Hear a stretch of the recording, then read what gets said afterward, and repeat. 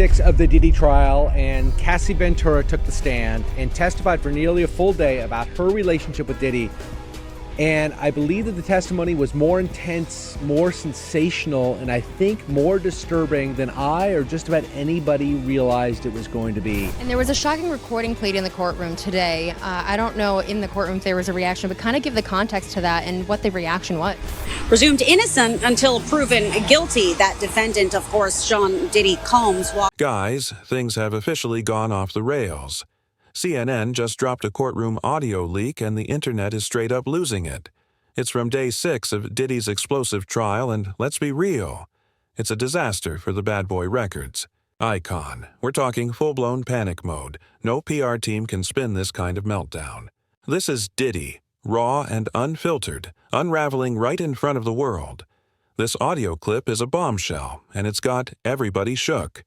We were already drowning in disturbing testimony and gut-wrenching accusations. But this is confirmation that everything is spiraling fast. Day 6, Diddy trial. I'm going to make this super fast because we have a short lunch break.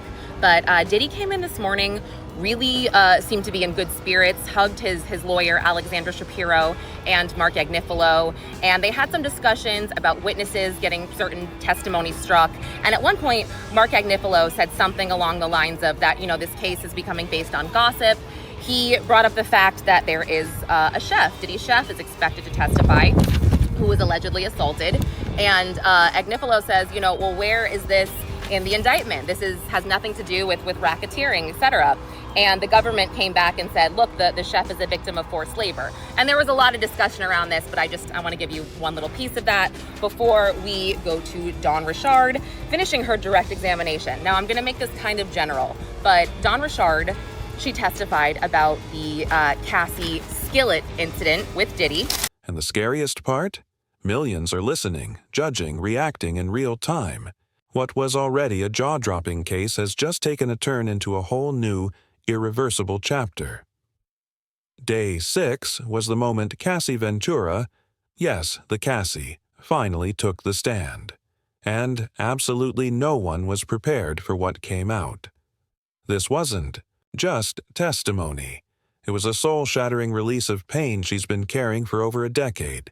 Cassie revealed she was just 19 when she signed with Bad Boy Records. Diddy? He was 37. Before I get into what she has already said, I just want to say that her husband is in the courtroom and the defense tried to get him removed, saying that they might call him up as a witness later. But the prosecutor pushed back, saying that Cassie is going to need her support system when she's on the stand. They ended up meeting in the middle, saying that he can stay, but he will have to leave once Cassie gets to 2018, where she alleges that Diddy had her. Now, throughout Cassie's testimony, it's being said that she was dabbing her eyes, she was emotional, and she was resting her hand on her belly. Obviously, we know Cassie as a 38-year-old pregnant woman, but she described meeting Diddy when she was just 19 years old. She was modeling in New York City, but after meeting, she signed a 10-album deal with his label, Bad Boy Records. She was very honest with her testimony. She talked about the fact that he was this larger-than-life entrepreneur, and she was a fan of his music. She said she was 21 when Diddy made his first move. She was in Vegas celebrating her birthday when Diddy, out of nowhere, kissed her in the bathroom. She was really confused. She was young and a new artist and didn't really know the lay of the land when it came to things. Nearly double her age. What started as mentorship spiraled into a dark descent filled with manipulation, addiction, and exploitation. She says she was pressured into using substances. And it didn't stop there. Cassie alleged that Diddy arranged and recorded her encounters with male staff. Encounters she never gave consent to. The courtroom, frozen, dead, silent. You could hear a pin drop, and it only got darker. Cassie laid out a chilling 2016 incident at a hotel, one that left her shattered. She says Diddy cornered her in the lobby, and what followed was so violent, so aggressive, it had to be verified with actual surveillance footage. That clip now lives on as haunting proof. Evidence that confirms her words and reveals the terrifying reality she says she endured for years. But her story wasn't about one moment. It was a timeline, a decade-long pattern of control, manipulation, and calculated abuse that began the day she met him. This was a full day of testimony, the heart of the prosecution's case. Cassie, now pregnant, took the stand ready to recount the entirety of her relationship with Diddy, a relationship that spanned 10 years. That time frame matters, because the defense plans to question not just what happened, but how it happened. Consent, power, control. That's where the battle lies. She directly addressed the infamous beating video from the Intercontinental Hotel in 2016, but prosecutors took it even further back, to the beginning. She painted a gut-wrenching picture of an early incident. She was just 22. It happened at one of Diddy's homes. She says it was orchestrated. Masquerade masks, escorts. 2 sessions, she says. And they ended only when the escort, paid for her services, was done. The government has laid out its case: racketeering, sex trafficking, transporting for the purpose of prostitution. They say Sean Combs ran his empire like a criminal operation, his own employees involved in trafficking, kidnapping, even arson. The defense, they're painting a different portrait. They admit he's deeply flawed, that he's got a violent temper, that he's guilty of domestic abuse. But they're pushing back on the narrative of control. Cassie also spoke of Diddy's intense jealousy, how it consumed every corner of her life. She couldn't speak to men without triggering his rage. And the breaking point, an interaction with Michael B. Jordan during a film shoot in South Africa. Yes, that Michael B. Jordan. Diddy exploded. Accusations, screaming. A professional moment turned into chaos. He didn't see her as a partner. He saw her as property. Chris Brown's name came up too. Diddy was reportedly furious when Cassie danced with him at an event. He took her phone, demanded to see what was in it. More jealousy, more control. And it didn't end there. The prosecution said Diddy was just as possessive when Cassie dated Kid Cudi, when she was around Michael B. Jordan. The courtroom heard name after name, each one a reminder of how fame didn't protect her from his suspicion. And then came the real twist, the civil suit bombshell. In November 2023, Cassie filed a lawsuit against Diddy. A decade of alleged physical, emotional, and sexual abuse laid bare. The case settled in a single day, for $20 million. But in court, Cassie looked straight at the jury and said she would give all that money back just to erase the trauma. "I would have agency and autonomy," she whispered. Imagine carrying that pain for years and still having the strength to speak it into the world. Meanwhile, Diddy denies everything. He's pled not guilty to all charges, including trafficking and racketeering. But the cracks, they're spreading, getting deeper. The defense tried to poke holes. They pointed to explicit messages Cassie sent to Diddy, trying to challenge her credibility. But the prosecutors held firm. They say her story shows a consistent pattern, a structure of control, abuse, coercion. At the center of it all, Sean Combs, and by her side, throughout it all, her husband, Alex Fine. After Cassie's testimony, a statement was released, this time from her husband, Alex Fine. Their attorney read it publicly, and one line hit especially hard. "You did not break. The woman who has made me a better man." He continued, "I did not save Cassie, as some have claimed, saying that insults the years of painful work my wife has done to save herself." Then Diddy's legal team made a desperate play, a last-minute attempt to reframe his behavior during a 2018 incident by citing a previously undisclosed bipolar diagnosis. But Cassie didn't let them twist the narrative. She acknowledged that he didn't seem in his right mind that night, but made it clear he still knew exactly what he was doing. When asked if she ever told investigators he might have a mental condition, she softly answered, "I guess so. Even if it's true, it doesn't undo the pain. It doesn't change the trauma." Diddy has denied having bipolar disorder in the past, but this mention was the first time his legal team hinted at a possible clinical diagnosis. Mental health, drug use, emotional volatility, These themes are now swirling around both sides of the courtroom. Cassie testified she entered a treatment center for 45 days to recover from the trauma. Diddy, too, was reportedly shown in a video trying to reconnect with nature, attempting to heal. But then came another twist. Enter Dawn Richard, former Danity Kane star, former Dirty Money collaborator, and now a key witness delivering another devastating blow. Dawn didn't just hear about the abuse, she says she saw it. She testified that Diddy punched Cassie, choked her, dragged her across the floor. And the most horrifying part? In 2009, he allegedly hit Cassie with a skillet during a fight over breakfast. Yes, breakfast. This wasn't a rocky relationship. This was a volatile, ticking time bomb. Dawn's testimony followed Cassie's 4 days on the witness stand. And the picture she painted? Even darker. She said in 2009, she heard glass breaking, Cassie screaming. She saw Diddy drag her upstairs by the hair. For context, Dawn had filed her own lawsuit against Diddy last year, accusing him of groping, physical abuse, and psychological torment. His team denied those claims, but the pattern is growing impossible to ignore. Cassie told the court she was forced into drug-fueled encounters with other men, arranged by Diddy. And that was just one, part of a much larger nightmare. Let's talk about those infamous parties. You've heard the whispers. But now, the courtroom has heard the truth. These weren't glamorous celebrity events. They were secretive, tightly controlled, and deeply disturbing. Guests were hand-selected. Phones were confiscated. Security was ironclad. And what happened inside? Witnesses say it crossed lines, serious lines. Behind the velvet ropes, Diddy allegedly acted like a puppet master, pulling strings in a space where power dynamics turned. Dangerous. Former artist Mark Curry even claimed Diddy offered to return publishing rights, but only if artists signed NDAs. Let that sink in.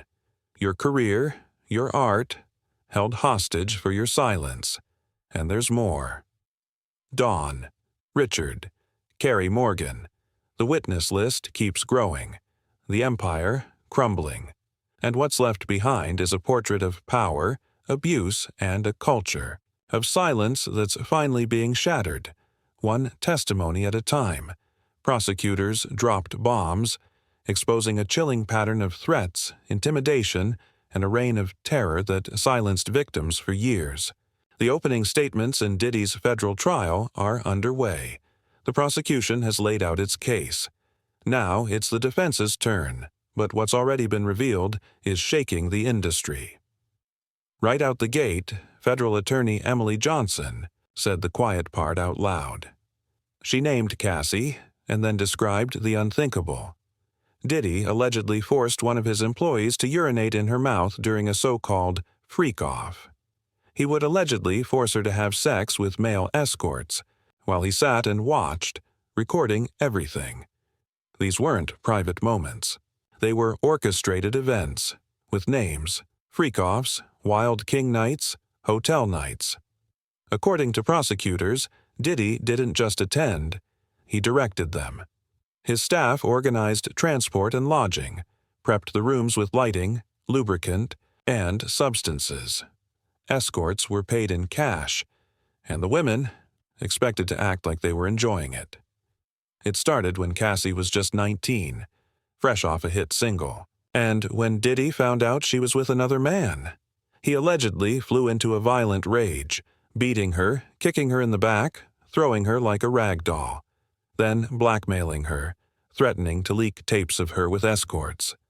They reference the infamous surveillance video, the one that went viral. Prosecutors say it captured Diddy stomping on Cassie's face in an SUV. Then he allegedly made her hide out in a hotel for a week to let her bruises fade. They also claim he would beat her for taking too long in the bathroom. But Cassie wasn't the only one. Prosecutors introduced another alleged victim, Jane Doe, a single mother who began seeing Diddy in 2020. At first, it seemed like love. Then came her first freak-off. she thought it was a one-off, but it wasn't. She reportedly asked for protection to be used. Diddy refused. Instead, she took substances to cope. According to prosecutors, during one of these nights, she vomited, and Diddy forced her to keep going. They say he assaulted her too and used footage of these events to blackmail her. This wasn't a record label. It was a kingdom built on fear, and it's not just Diddy facing exposure. A legal source confirms more powerful names in the music industry may be dragged into this. No names have been released yet, but people are panicking. Phones are ringing. Lawyers are scrambling. Who's next? Who's complicit? The silence is loud. The speculation is wild. Hollywood is officially on edge, and no one feels safe. According to prosecutors, Diddy promised both men and women careers, management, music, whatever they dreamed of. But in return, they say, came silence, control, submission. Sound familiar? It should, because this mirrors the R. Kelly case almost exactly. And where's R. Kelly now? In prison, rotting away. But this is R. Kelly on steroids, because Diddy's empire is bigger, richer, and even more protected. The violence, allegedly constant, widely known. Prosecutors say that since at least 2009, Diddy assaulted women repeatedly, punching, kicking, dragging, throwing objects. And those freak-offs? Prosecutors say they weren't random. They were elaborate, produced performances. Diddy allegedly arranged, directed, and pleasured himself to these recordings. Let that sink in. They're not just saying this. They claim to have video proof, footage, evidence, and they say more of it will be shown in court. This isn't gossip, this is federal, and it's just getting started. Prosecutors revealed that Combs, along with members and associates of what they're calling the Combs Enterprise, allegedly trafficked commercial sex workers across state lines and even internationally. These weren't one-off incidents. They were routine. Some encounters reportedly lasted for days, and they didn't involve just one person, multiple women, multiple acts, repeated over and over again. Then came Tana, an aspiring singer with a voice that shook as she shared her story. She was invited to one of Diddy's infamous parties, not by a producer, but by a Saudi prince. And before she even stepped foot inside, her phone was taken from her. Then she was handed a pair of white shoes. That was the sign. She'd just stepped into something far more sinister. Inside, she said it felt like a horror movie. People were dazed, some out of it, others clearly high, doing things they didn't want to do, things they couldn't stop. She described a scene so surreal, so disturbing that she had to walk out. And when she got outside, there he was, Diddy, sitting with the prince casually asking her, "So, what did you think?" She said it was clear. She was being tested. Was she with it or not? She left, but she never forgot what she saw. And now she's telling the world. Tana's testimony echoed every rumor, every whisper, every headline that made us raise our eyebrows. Except now, it's real, on record, under oath. Her experience peeled back another layer of this sick world Diddy allegedly built, a place where power was used to exploit, intimidate, and break people. And she wasn't alone. More insiders are coming forward. Former assistants, drivers, bodyguards. They weren't victims, but even they couldn't deny the darkness. They talked about meetings that turned into pressure cookers, parties that started exclusive but turned into nightmares. The pattern is undeniable, and prosecutors are weaving it together, piece by horrifying piece. Because here's the truth, we've all seen the celebrities in their orbit, our favorite rappers, singers, and stars, and we didn't want to believe it, even when the signs were there, right in front of us. We still looked away. But now, the veil is lifting. And what's underneath? It's ugly. It's cruel. And it's real. One moment in Tana's story stopped everyone cold when she spotted little people dressed up, wandering through the party. Her words, "I thought it was a video shoot or something, but the vibe was off. This wasn't art. It felt disturbing." And when she said she saw Diddy outside afterward, comfortable, relaxed, as if this was all normal, it cemented it for her. This wasn't just fame. This was power gone completely unchecked. Meanwhile, inside the courtroom, more drama is unfolding. A major witness, known as Witness Number 5, was supposed to testify. But there's a twist. She wanted to stay anonymous. The judge denied it. Now the prosecution is scrambling to convince her to take the stand anyway. Why? Because she's not just a victim. She's a key piece of this entire puzzle. Someone who allegedly knows how Diddy did all this, how he recruited, how he manipulated, how he silenced. Her story could break this case wide open, but without anonymity, she's in danger. And her future, her safety, her life, all of it is on the line. Now, let's talk about Diddy himself. The Yee man once known for his all-white parties and designer fits? That man is gone. In court, he doesn't look like a mogul. He looks like a ghost. Journalists say he's aged drastically. His hair is now silver, his skin pale, and his iconic beard patchy and worn. He sat in gray slacks, a plain white collared shirt, and a navy crewneck sweater. No chains, no flash, no ego, just tired. Some say it's a strategy, a visual plea for sympathy, a way to say, "I'm harmless." But no one's buying it, because the stories being told, they're not just about bad choices or celebrity excess. They're about systematic exploitation, abuse, and fear. This isn't just a trial anymore, it's a reckoning, and we're only at the beginning.